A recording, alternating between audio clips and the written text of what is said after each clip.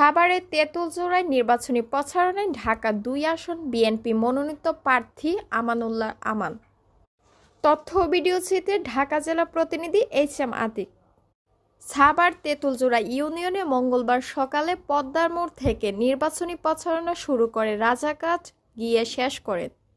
এ সময় তেঁতুলজোড়া ইউনিয়ন পরিষদের সাবেক চেয়ারম্যান জামাল উদ্দিন সরকার, ঢাকা জেলা যুবদল নেতা ইয়ার মোহাম্মদ ইয়াসিন সরকার সহ স্থানীয় পর্যায়ের অঙ্গ সংগঠনের নেতৃবৃন্দ ও আপামর জনসাধারণ উপস্থিত ছিলেন।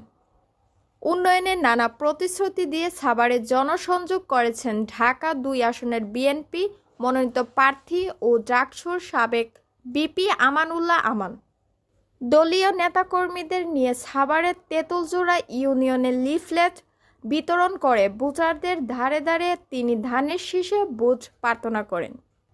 এ সময় তিনি রাস্তাঘাট, কালভার্ট সহ নানা উন্নয়নের প্রতিশ্রুতি দিয়ে ভোটারদের ভোট প্রার্থনা করেন।